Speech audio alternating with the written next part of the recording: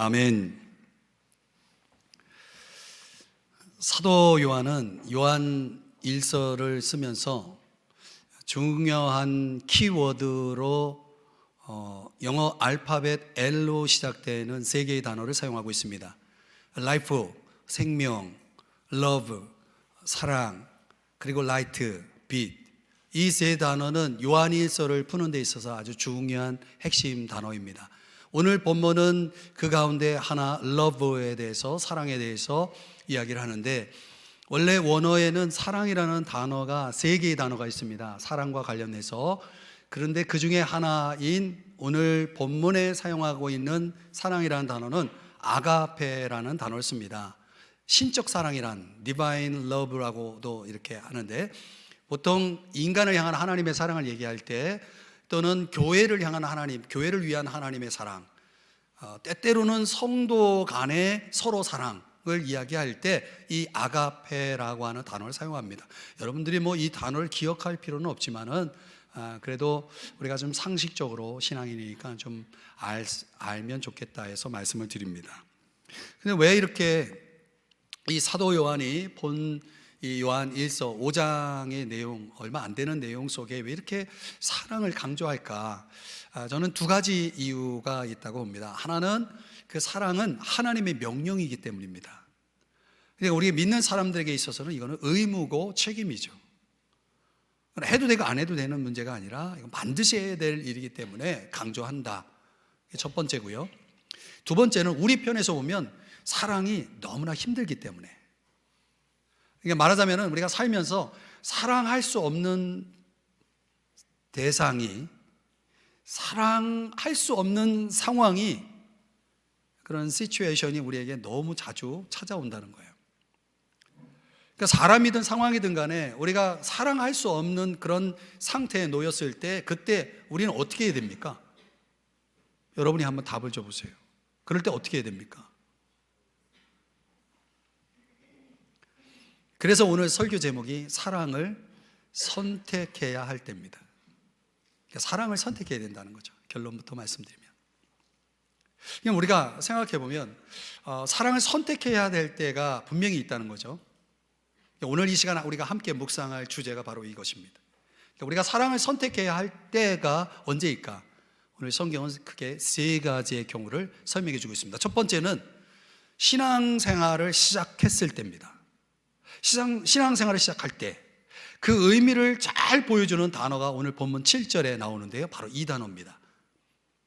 다른 색깔로 보이시죠? 처음부터.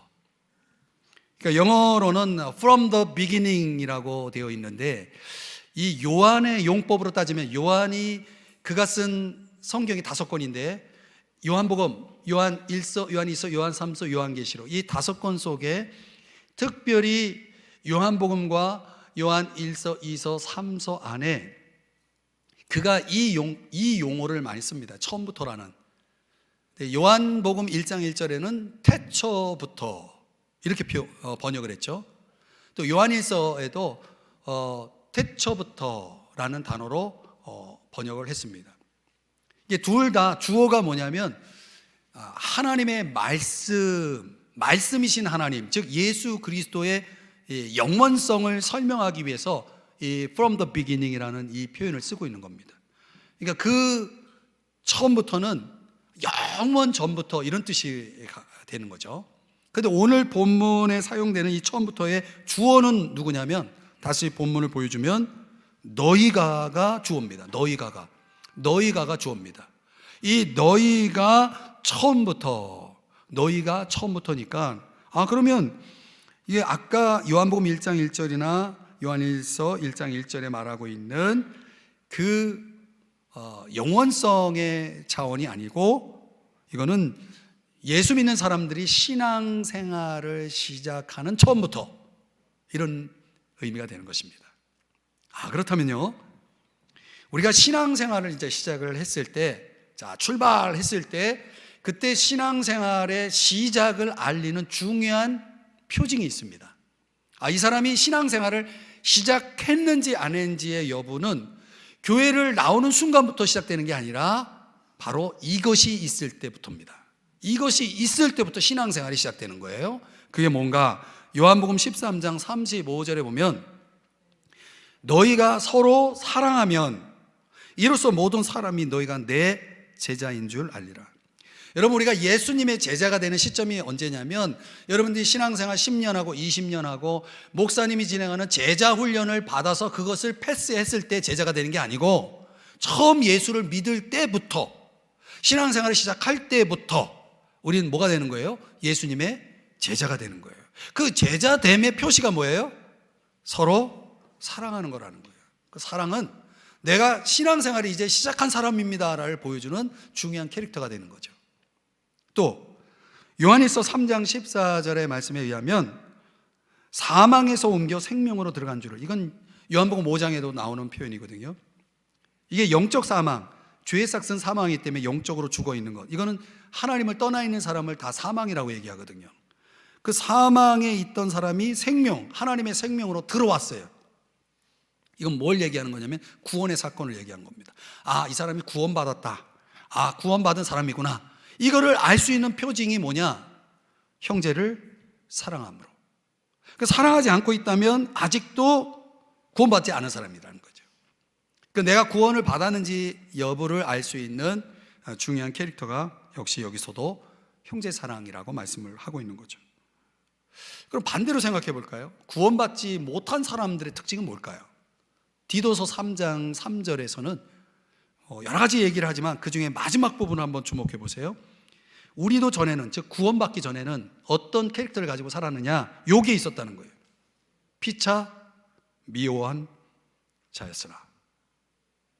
그러니까 미움이 지배하는 사람들, 이걸 성경적으로 설명하면 구원받지 않은 사람들의 특징이라는 거예요. 그럼 한번 생각해 보죠. 과연 내가 구원받은 사람인가? 여러분 스스로가 여러분을 진단할 때 어떻게 알 수 있느냐? 여러분이 사랑하고 있다면 구원받은 사람이에요.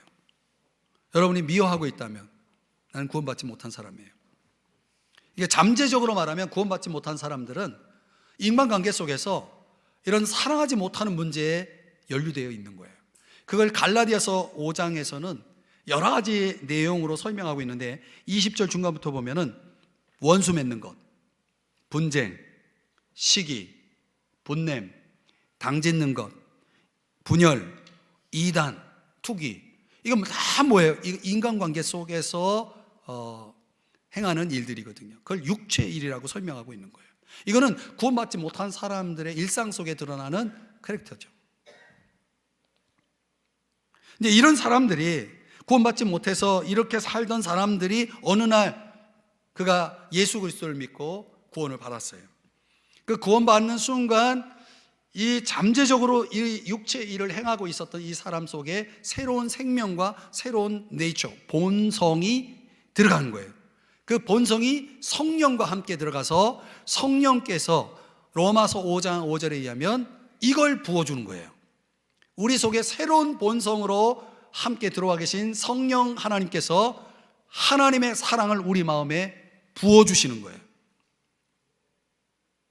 그래서 우리로 하여금 사랑할 수 있도록, 사랑이 가능하도록, 사랑할 수 있는 사람이 되도록, 사랑하는 방법을, 그 모든 것들을 가이드해주고 티칭해주고 그리고 도와주는, 헬퍼해주는 역할을 성령께서 하신다는 거예요. 그냥 우리가 믿는 예수님이 저와 여러분에게 주시는 가장 중요한 가르침이며 계명이 뭐냐? 사랑이라는 거예요. 그것이 계명이라고 하는 의미는 뭐냐면 우리의 감정의 문제가 아니라는 것을 말씀하는 거예요. 여러분, 우리는 살면서 감정적으로는 사랑할 수 없는 경우가 너무 많아요. 그렇죠? 그런 일들이 하루에도 얼마나 많이 생깁니까? 내 감정적으로 내가 이 문제를 끌고 가면 사랑은 불가능해집니다. 근데 감정의 문제가 아니라 이것은 계명의 차원은 의지의 문제라는 거예요. 우리가 결심하고 의지적으로 따르는 일종의 순종의 차원이라는 것을 말씀해 주는 겁니다. 내가 마음에 사랑하고 싶지 않아도, 그런 감정이 있어도 우리는 의지적으로 사랑할 수가 있는 거예요. 그건 외식이 아니라 순종이에요. 그럼에도 불구하고 사랑한다는 건 참 어려운 일이죠. 누구를 사랑한다는 것, 또 사랑할 수 없는 사람을 사랑한다는 건 참 어려운 문제입니다. 그러니까 의지가 굉장히 필요한 거예요. 내 의지를 도우려고 우리 안에, 믿는 사람들 안에 하나님이 성령을 주신 거예요. 근데 고린도전서 13장에 보면은 이런 표현을 쓰거든요. 사랑이 없이는 nothing이다, 아무것도 아니다. 굉장한 선언입니다. 여러분, 우리가 신앙생활하면서 우리가 막 은사도 많고 봉사도 많이 하고 뭐 정말 능력도 많고 많은 걸 가졌어도 사랑이 딱 거기에 마이너스가 되면, 사랑이 빠져버리면 nothing이에요. 아무것도 아닌 것이 되어버리는 거예요. 그러니까 모든 것을 의미 있게 만들어내는 것은 love, 사랑이라는 것을 강조하는 거죠. 그만큼 이것이 중요하고, 또 우리가 제자됨으로, 구원받음으로, 우리가 드러낼 수 있는 표징으로 사랑을 이토록 강조하는 거라면, 정말 이미 내가 구원을 받은 사람이고 이미 내가 신앙생활을 오래전에 시작한 사람이라면 나는 지금 뭐 하고 있어야 돼요? 사랑을 선택하고 있어야 된다는 거예요. 만약 그렇지 않고 내가 그 반대를 선택하고 있다면 나는 거꾸로 구원받기 이전으로 돌아가는 거예요. 내 아이덴티티는 나는 구원받지 않은 사람이라는 것을 사람들에게 보여주고 있는 거예요. 이게 얼마나 중요한 선택입니까? 내가 사랑을 선택해야 하는 중요한 이유는 나의 아이덴티티가 뭐예요? 나는 구원받은 사람이고 나는 주님의 제자라고 하는 것에서 찾아야 된다는 거예요. 그거를 우리는 사랑의 선택으로 입증하는 것입니다. 두 번째로, 우리가 사랑을 선택해야 될 때가 언제냐면 예수를 닮고자 할 때입니다. 요한일서 2장 8절의 말씀을 보면 여기 중요한, 제가 강조를 못했는데 대명사 2개가 나옵니다. 그에게와, 그 대명사, 너희, 요 대명사입니다. 너희에게도 참된 것이라. 여기서 말하는 그는 누구냐면 구체적으로 예수님을 가리킵니다. 예수님은 어떤 분이셨냐면 사랑하라는 계명을 주신 분이에요. 사랑이라는 계명을 강조하신 분이에요. 아무리 강조해도 그 사랑이라는 것을 그분이 뭐 해야 되냐면, 그게 사실이라는 것이, 그게 가능하다는 것이 분명하게 사실로, 진실로 드러나야 되거든요. 그래서 예수님이 하신 일이 뭐냐면 본보기가 된 거예요. 그 사랑하는 것이 무엇인지를 실제로 본보기로, 가장 좋은 본보기로 그분이 우리에게 보여주신 것입니다. 실제로 예수님의 삶을 보면 그분에게서 어떤 미움도 악의도 찾아볼 수가 없어요. 인간적으로 보면 우리는 도저히 감당할 수 없는 사람조차도 예수님은 그를 향해서 조금의 미움도 악의도 갖지 않았다는 것을 알 수가 있어요. 예를 들면 베드로를 보세요. 참 항상 이 베드로는 말만 앞서는 사람이잖아요. 말로는 뭘 다 해. 그런데 자기가 말한 거에 대해 책임을 못 지는 사람이에요. 그래서 예수님을 3번이나 부인했잖아요. 그런 사람을, 그런 베드로를 예수님 어떻게 대하셨나요? 미워하셨나요? 아니에요. 그를 품죠. 사랑했죠. 여러분, 얼마나 의심 많은 이 도마와 같은 사람도 예수님은 아주 사랑으로 그를 설득하고 그 십자가에서 죽으실 뿐만 아니라 부활하심을 도마에게 잘 설명해 주시는 그 인자하심, 그 사랑의 모습을 보이시잖아요. 심지어 자기를 배반하고 자기를 십자가에 못 박는 데 앞장선 제자 가룟 유다를 대할 때도 끝까지 사랑으로 그를 품는 모습을 보여주시잖아요. 예수님 주변에는 정말 어떻게 보면 가까이 할 수 없는 사람들이 많았어요. 죄인들, 세리들. 그래서 사람들로부터 지탄을 받고 사람들로부터 정말 눈을 감게 만드는 그런 일종의 악한 부류의 사람들이 이상하게 예수님에게 가까이 해요. 저는 그게 사랑의 매력이라고 보는 거죠. 그런 사랑의 매력 속에 그들이 끌려가는 거죠. 오죽하면은 이 영적인 굶주림 속에 있었던 니고데모 같은 사람도 그 당시로는 굉장히 학자, 아주 뛰어난 학자고 도덕적으로는 굉장히 훌륭한 율법주의자인데, 그가 오죽하면 그 사랑에 끌려서 밤에 아무도 보지 않는 그런 은밀한 시간과 장소로 예수님을 만나러 가잖아요. 저는 그런 장면들이 예수님의 그 사랑의 이끌림이라고 저는 보거든요. 예수님의 생애 속에 뭐 어디를 보더라도 참 이분은 정말 사랑 그 자체였구나. 그러면 서로 사랑하라고 그렇게 가르치는 것만 아니라 그 삶이 그런 모습이었구나라는 것을 알 수가 있어요. 아니 자기를 십자가에 못 박으려고 모의를 했던 종교 지도자들을 향해서 뭐 어떻게 기도하셨습니까? 저들을 용서해 주십시오. 저들이 하는 짓을 저들은 지금 모르고 있습니다 하면서 용서를 위해 기도하잖아요. 그러니까 요한복음 15장 13절에 영어로 말하면 정말 자기 목숨을 버리는 사랑을 하신 거예요. 자기 목숨을 버리는데 뭐 사람들 중에는 친구를 위해서 목숨을 버린 사람도 있잖아요. 그 예수님은 원수를 포함시켜 가지고 목숨을 버렸으니까 더 큰 사랑 중에 더 큰 사랑인 거죠. 최고의 사랑을 보이신 겁니다. 그러니까 그분의 삶이, 그분의 가르침이, 그분의 죽음이 바로 이 사랑이라고 하는 것이 얼마나 참된 것이냐, 사실이냐, 진실이냐를 그분은 그걸 전체를 통해 보여주었다는 것입니다. 그런 본보기를 가진 두 번째 대명사 너희에게도 라고 말씀하는 거죠. 너희에게도 참된 것이 되어야 된다라고 말씀하는 겁니다. 그러니까 너희는 누구냐면 예수님의 팔로워들이거든요. 예수님의 팔로워들은 그냥 따라가는 자가 아니라 그분의 본보기를 따라가는 팔로워들이기 때문에 당연히 그 사랑의 참됨을 보여주는 사람이 되어야 되는 거죠. 저 사람을 보니까 예수님의 계명이 진짜구나. 저게 정말 중요한 거구나. 이렇게 알 수 있도록 너희에게도 이것이 참되어야 된다라고 말씀을 하고 있는 것입니다. 그래서 요한일서 4장 17절에 뭐라고 말씀하냐면 그리스도께서 사신 대로 또한 우리도 이 세상에서 그렇게 살기 때문입니다. 우리도 그렇게 살아야 된다라고 말씀하는 거죠. 그러니까 적어도 우리는 예수님의 그 본보기에 있어서 팔로워가 되어야 된다는 거죠. 그분의 사상만 아니라 그분의 말씀만 아니라 그분의 그 본보기에 대한 팔로워가 되어야 된다라고 하는 것입니다. 왜 그러냐? 오늘 본문의 8절에서 말씀하기를 어둠이 지나가고 참 빛이 벌써 비칩니다. 이 참 빛이 벌써 비춘다는 뜻은 무슨 뜻이냐면 쉽게 말하면 빛 가운데 이미 들어와 있다는 얘기를 하는 거거든요. 그러니까 우리는 이미 빛 가운데 있는 사람들이에요. 빛 가운데 있다는 건 뭐냐면 살면서 사랑을 실습하면서 사는 거예요. 이게 빛 가운데 있다는 의미거든요. 반대로 말하면 어둠 가운데 있는 사람들은 살면서 늘 미움을 실습하는 사람이에요. 그러니까 어떤 실습을 많이 하느냐에 따라서 그 사람의 존재가 형성이 되는 거 아니겠습니까? 그렇죠? 그러니까 빛 가운데 사는 사람은 늘 사랑을 실습하면서 사는 거예요. 그런데요, 어둠은 지나갔어요. 패스 어웨이 했어요. 그러면 지금은 이제 빛만 있어야 되는데 가만히 보면 우리가 사는 세상은 빛보다는 어둠이 더 많아 보여요. 사랑보다는 미움이 더 많아 보여요. 그렇잖아요. 우리 주변이 다 그렇게 이루어지고 있잖아요. 물론 교회도 예외는 아니에요.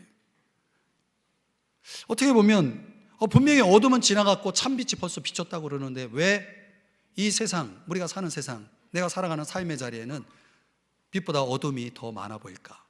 사랑보다 미움이 더 많아 보일까? 이유는 뭘까? 왜 그러냐? 그는 빛과 어둠의 싸움이 있기 때문이다. 오늘 성경이 그렇게 가르쳐 주는 거예요. 빛과 어둠의 싸움. 예수님이 이 세상에 오실 때 그때부터 이 싸움이 시작됩니다. 원래 이 세상은 어둠이었는데 마태복음 4장 16절에 의하면 흑암에 앉아있던 백성들, 사망의 그늘에 앉아있던 그들이 어떻게 해요? 큰 빛을 봤어요. 그러면 밝아져야 되잖아요. 그런데 요한복음 1장 5절에 보면 빛이 어둠에 빛이 돼 어둠이 뭐 하지 못해요? 깨닫지 못했다는 거예요. 빛이 비추고 있는데 그걸 빛으로 깨닫지를 못하는 거예요. 그래 여전히 어둠 속에 있는 거예요. 빛이 이미 비춰졌지만 여전히 어둠 속에 있는 거예요.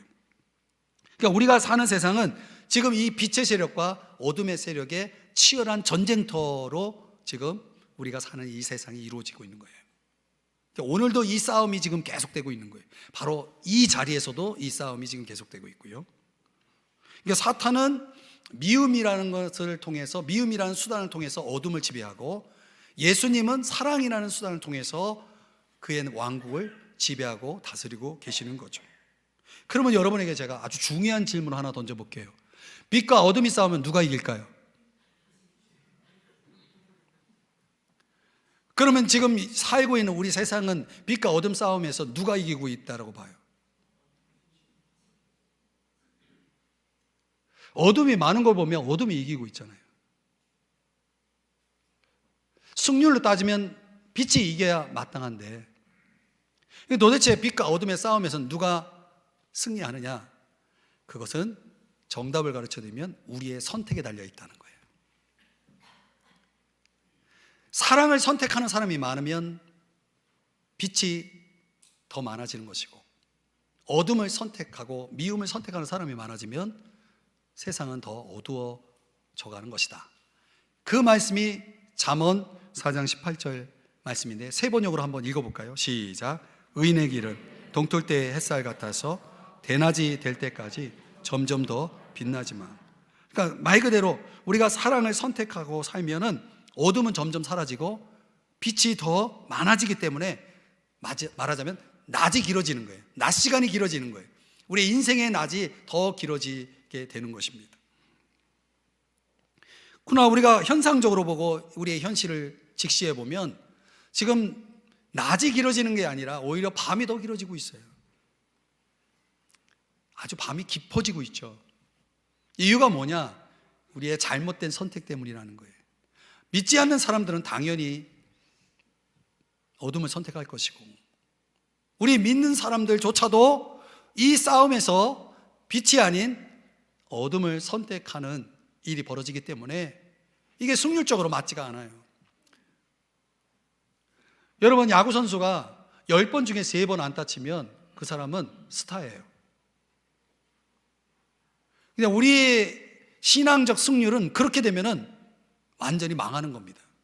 우리가 10번 중에 3번 사랑하고 7번 미워하면 예수의 왕국은 무너지는 것입니다. 그거는 잘 치고 있는 게 아니에요. 그건 잘 살고 있는 게 아니에요. 적어도 7할은 내야지, 8할은 내야지요. 뭐 퍼펙트까지는 아니더라도 여러분, 10번 중에 한 7번, 8번은 사랑해야지. 사랑을 선택해야죠. 그래야 낮이 길어지죠.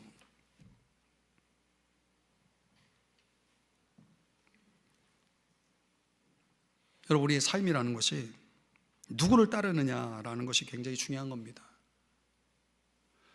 우리는 너무 우리 스스로를 너무 평가절하하고 내 수준을 너무나 낮추어서 맞추다 보니까 내가 볼 때는 나는 저 사람들보다, 다른 사람보다 나는 훨씬 사랑이 많아, 나는 여전히 빛 가운데 있다라고 생각하면서 착각하면서 사는 거예요.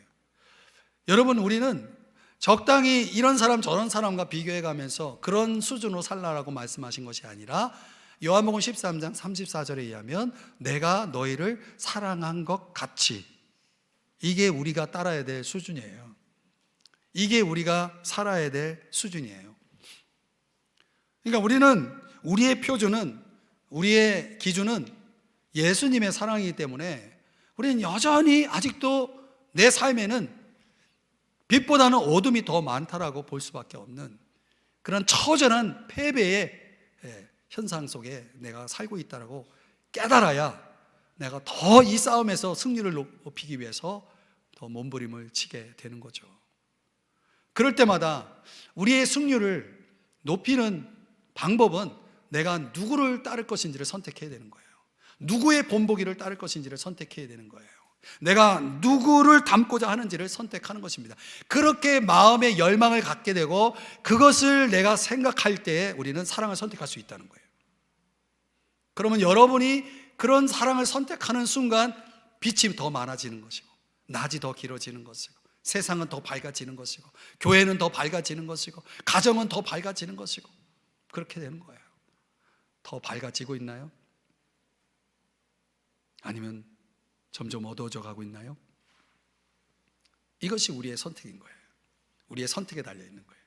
마지막 세 번째는 제가 오늘 강조하고 싶은 내용이 바로 이건데, 이건 원래 다음 주에 본문으로 삼고자 했지만은 맥락상 이게 오늘 본문과 연결돼서 어쩔 수 없이 이 귀한 말씀을 여기다 집어넣었어요. 이게 제가 오늘 강조하고 싶은 거예요. 세 번째, 우리가 사랑을 선택할 때가 언제냐면 영적 성장을 원할 때입니다. 자, 오늘 본문 9절의 말씀을 한번 보겠습니다. 여기에 번역상 이 부분에 중요한 단어 하나가 빠져 있어요. 빛 가운데 있다 하면서, 여기 뭐 어떤 단어가 빠졌냐면 빛 가운데 있다 말하면서. 요 말이 빠졌어요. 원래는 있는 의미예요. 여러분, 자, 저를 보세요. 우리가 사랑이라는 것을 이야기할 때 사랑은 말하는 건 너무 쉽습니다. 우리가 교회 와가지고 이렇게 교회 소식 나누는 시간 앞두고 우리가 사랑의 인사 나누잖아요. 사랑하고 축복합니다. 말하는 게 얼마나 쉬워요. 이게 사랑이라면 우리는 너무나 사랑이 많은 거예요. 사랑에 대해서 말을 많이 하니까. 근데 그건 사랑이 아니라는 거예요. 그리고 그런 사랑이라면 세상 사람들도 얼마든지 하는 사랑이라는 거죠. 사랑을 실천하는 것은 훨씬 더 어렵지만은 오늘 말씀은 그게 사랑이라고 말하는 거죠. 이게 단순히 말로 내가 사랑한다라고 해도 실제로 내가 형제를 미워하고 있다면 내가 사랑한다라고 말하는 것은 그것은 거짓말이라는 거예요. 여러분, 경청해 주셔야 되는 이야기가 있는데 하나님이 교회를 세우신 이유가 있어요. 여러 가지 이유 있는데 그 중에 하나가 교제입니다. 교제. 성도 간의 교제를 위해서 하나님이 교회를 세워주신 거거든요. 그런데 어떤 용감한 사람들은 독립선언을 합니다. 나는 하나님과 나와 1:1 관계로만 신앙생활 할 거야. 제가 다시 한번 예언을 합니다. 그건 이단입니다. 이단입니다, 여러분. 그런 기독교는 존재하지 않습니다. 하나님과 나만이 존재하는 기독교는 존재하지 않습니다. 성경에 그 어디에도 그렇게 설명해주고 그런 가르침을 주는 내용은 1도 없습니다. 다시 말하면 나 혼자만의 기독교는 존재할 수 없다는 것, 나 혼자만의 신앙생활은 존재할 수 없다는 거예요. 신앙생활이라는 것은 가족 공동체로부터 시작되는 것이기 때문에 내가 어떻게 혼자 내가 태어날 수 있어요? 여러분, 부모 없이 태어난 사람 있어요? 나는 부모 없이 태어났다라고 말하는 것과 똑같아요. 어떤 사람이 그렇게 말한다면 그 사람은 정신이 이상한 자죠. 더욱이 내가 온전해지기를 원하고 성장하기를 원하는 사람이라면 반드시 교제권이 있어야 됩니다. 교제에는 2가지가 있어요. 위로 하나님과의 교제, 옆으로 다른 성도와의 교제. 그런데 여기서 여러분들이 우리가 깊이 깨달아야 할 중요한 사실이 뭐냐면 마태복음 5장 23절 24절에 보면 예수님이 이제 예를 들어서 말씀하시는 내용이에요. 어떤 내용이냐면 제가 이걸 현대식으로 좀 다시 재해석해서 설명을 드리면 어떤 사람이 예배를 드리러 왔어. 그래서 예배 의자에 딱 앉았는데 갑자기 어떤 사람과 관계가 안 좋은 게 생각이 났어요. 그 사람이 지금 나를 원망하고 있는 얼굴이 보여. 그럼 지금 예배 시간이 이제 곧 시작될 거예요. 그런데 이럴 때 예배를 드려야 됩니까? 아니면 그 사람 만나러 가야 됩니까? 24절에서는 그렇게 설명하고 있습니다. 예배 드리지 말고 먼저 가서 그 사람과 화해하고 와서 예배 드려라. 그러니까 2부 예배 왔다가 그런 생각이 나거든. 가서 화해하고 3부 예배 와서 드려라. 이런 얘기예요. 쉽게 얘기하면. 그러니까 예수님은 여러분 예배가 중요해요? 사는 사람과 화해하는 게 중요해요? 우리는 당연히 예배가 중요하다고 생각하잖아. 근데 예수님 그렇게 가르치지 않았어요. 다른 사람의 관계가 더 중요하다. 왜 그럼 예수님은 예배를 그러면 소리 해도 된다는 얘기입니까? 다른 사람과 그냥 짝짝꿍 잘 지내면 된다는 얘기입니까? 아니죠.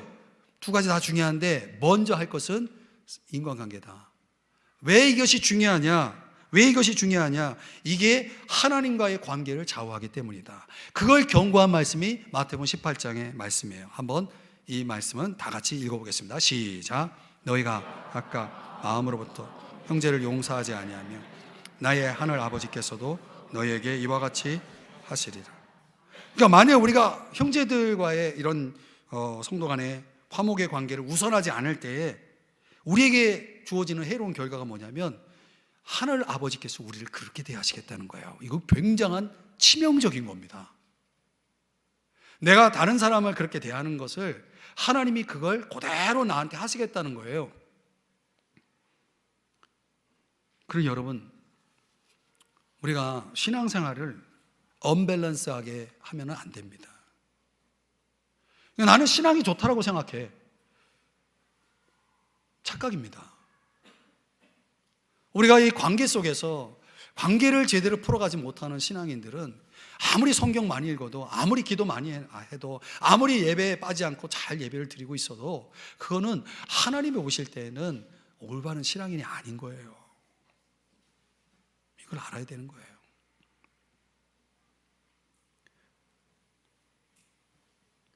그렇기 때문에 우리가 미움을 선택할 것이냐 사랑을 선택할 것이냐라고 하는 이 선택은 굉장히 중요하다는 거예요.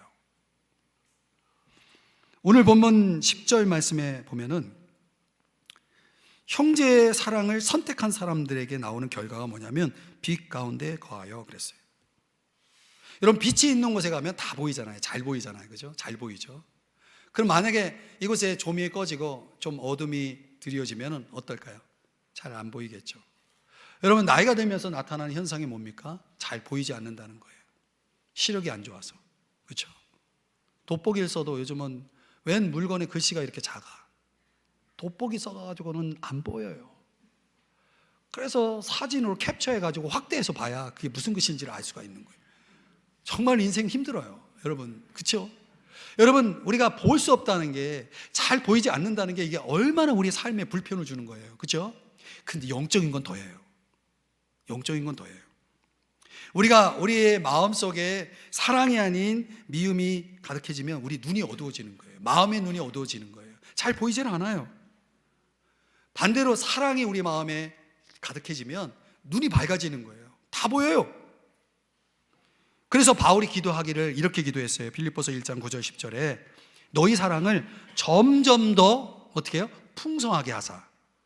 왜 이렇게 기도해요? 10절에 답을 줘요. 너희로 지극히 선한 것을 뭐예요? 분별해요. 분별력이 생긴다는 거예요. 판단력이 생긴다는 거예요. 영어 성경에 보면 understanding이라는 단어를 쓰고 있는데 이게 뭐냐면 지각이에요. 이해력이.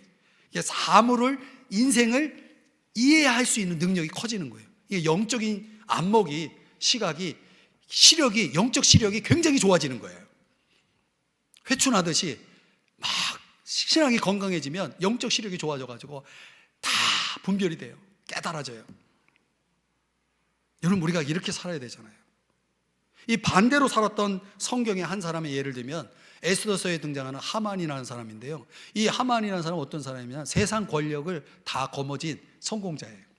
왕 다음으로 권력 2인자인 아주 없는 게 없는 사람이에요.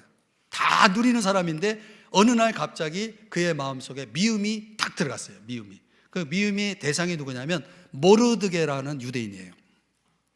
이 모르드게라는 유대인이 너무 미운 거예요. 여러분도 어느 날 갑자기 누가 미워질 때 있죠. 근데 그 한 사람이 미우면요, 그 사람과 관련된 사람 다 미워져요.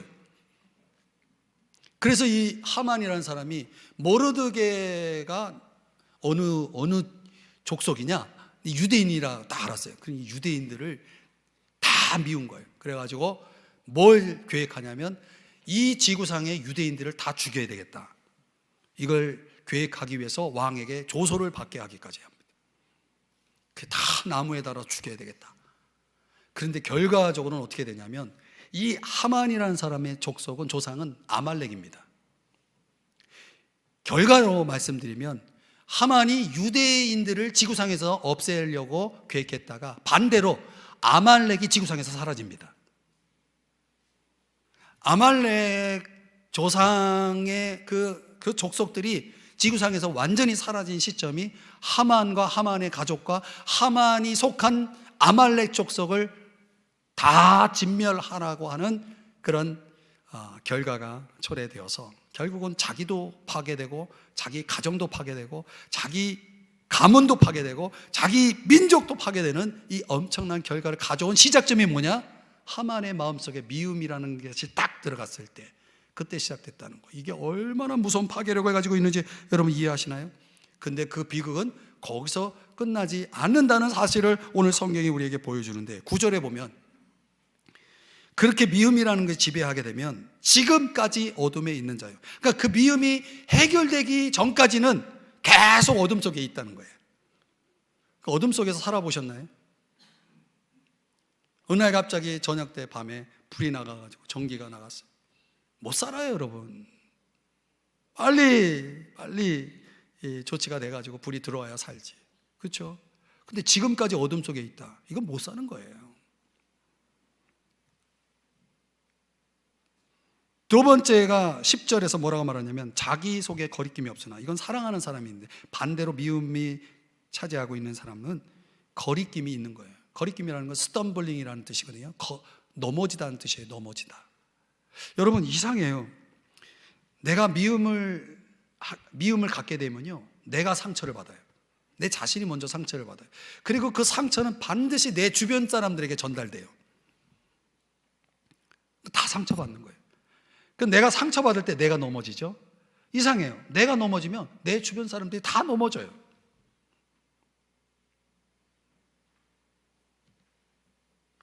그래서 우리가 내 자신이 다른 사람이 넘어지지 않게 하는 가장 최선의 방법이 뭐냐? 최고의 방법은 사랑하는 거예요. 사랑하면 넘어지지 않을 수 있어요.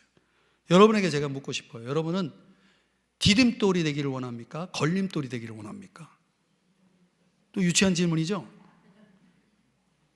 여러분, 내가 미움을 선택하면 나는 뭐가 되는 거냐면 걸림돌이 되는 거예요. 남 넘어지게 하는 거. 남만 넘어지는 게 아니라 나도 넘어져. 또 내가 사랑을 선택할 때는 나는 디딤돌이 되는 거예요. 잘 밟고 앞으로 나아갈 수 있도록 도움을 주는 사람이 되는 거죠. 그런데 제가 정말 말씀드리고 싶은 중요한 미움을 선택할 때 찾아오는 비극적 결과의 세 번째가 뭐냐면 11절이에요. 여기에 중요한 대목을 한번 제가 강조했는데, 어둠에 있고 또 어둠에 행하며, 그 다음이 이게 중요한 대목이에요. 갈 곳을 알지 못하나니. 여러분 지금은 어딜 가려면 뭐가 있어야 돼요? 내비게이션이 있어야죠. 옛날에는 지도가 있어야 돼요. 내가 전혀 모르는 곳에, 처음 가보는 곳에 내가 가기 위해서는 반드시 그 목적지를 향해 가기 위해서 안내하는 뭐가 필요합니다. 그런데 미움이 자리 잡잖아요. 그게 다 없어져 버리는 거예요. 그럼 방향을 정할 수가 없어요. 내가 어디로 가야 되는지 몰라. 분명히 목적지는 있는 것 같은데 어디로 가야 될지 몰라요. 그러면 갈 수가 없는 거예요. 알지 못하기 때문에. 택시를 탔는데 택시기사한테 어디 갑니까? 택시기사가 물었는데 답을 못해. 어디로 가야 될지 몰라. 그럼 여러분 택시에서 내려야 되는 거예요. 타고 있으면 돈만 나가. 그렇죠? 여러분 이 인생이 미움이 지배하면 이렇게 된다는 거예요. 굉장히 무서운 비극입니다. 우리가 씨를 심으면 조금 있으면 뿌리를 내리고 조금 있으면 열매를 맺는다는 거 알잖아요. 근데 그 씨가 그렇게 되기까지는 반드시 있어야 될 게 뭐예요? 햇빛이 있어야 되는 거예요. 햇빛이 있어야 되는 거예요. 빛이 있어야 그 뿌려진 씨는 결국 결실을 하게 되는 거거든요. 근데 내 삶에 어둠만 있어요. 그 씨는 뿌리도 없고 또 열매도 없는 거예요. 그러니 여러분, 우리의 삶 속에 내가 영적으로 지금 자라고 열매 맺고 있는 모습을 보기를 원한다면 우리는 당연히 빛 쪽을 선택해야 되겠죠. 사랑을 선택하면서 살아야 되는 것입니다. 한 크리스천 커플의 이야기가 있는데요. 이 부부는 결혼을 했는데 거의 지금 망가지기 직전, 가정이 깨어지기 직전까지 어떻게 왔어요. 그래서 마지막 최후의 보루로 목사님을 찾아가서 상담을 받게 되었어요. 이 남편 되는 형제가 너무나 실망하고 낙심한 표정과 어투로 이렇게 말합니다. 목사님, 우리는 둘 다 구원받은 사람인데요, 지금은 둘 다 행복하지 않아요. 그리고 우리 집에는 기쁨이 전혀 없습니다. 이렇게 자신의 그 실망, 자신의 그 낙심에 대해서 이제 이야기를 늘어놨습니다. 이 목사님이 딱 볼 때는 진단을 해보기에는 이 부부는, 두 사람은 다 마음속에 서로에 대한 원망이 너무나 가득 차 있는 거예요. 그리고 서로가 하는 일들이 하나부터 열까지 다 불만이야. 뭘 해도 마음에 드는 게 없어. 그러니까 이게 사는 거겠습니까? 그러니까 다 아내가 남편에게 서로에게 계속 뭐만 주는 거냐면 상처만 주는 거예요. 마음의 원망은 쌓여져 가고. 그러니까 이제 헤어지는 것밖에 없거든요. 그래서 이제 마지막으로 목사님에게 가가지고 이제 상담을 받는 가운데 목사님이 처방전을 주면서 약을 2개 줬어요. 약을. 그 약 하나가 뭐냐면 고린도전서 13장 5절의 말씀이에요. 거기에 뭐라고 나와 있냐면 사랑은 악한 것을 생각하지 않습니다. 두 번째 처방약이 뭐냐면 베드로전서 4장 8절입니다.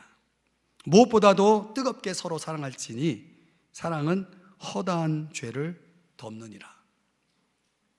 지금까지 이 두 사람이 한 것은 뭐냐면 서로에 대해서 악한 것만 생각하는 거예요.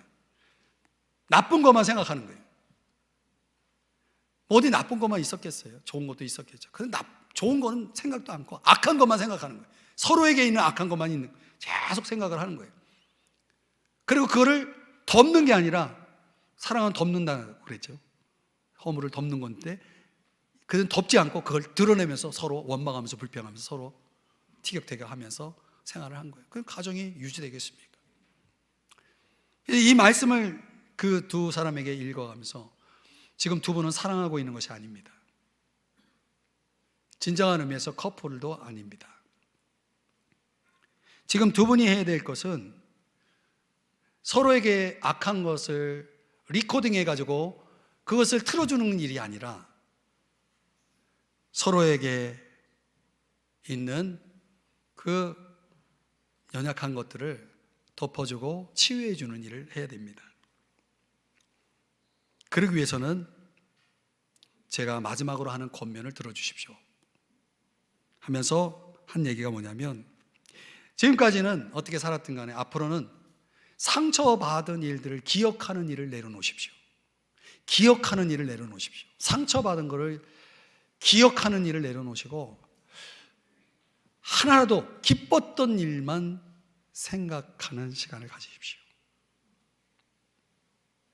이렇게 마지막 권면을 주고 이제 부부가 목사님에게 상담을 끝내고 간 겁니다.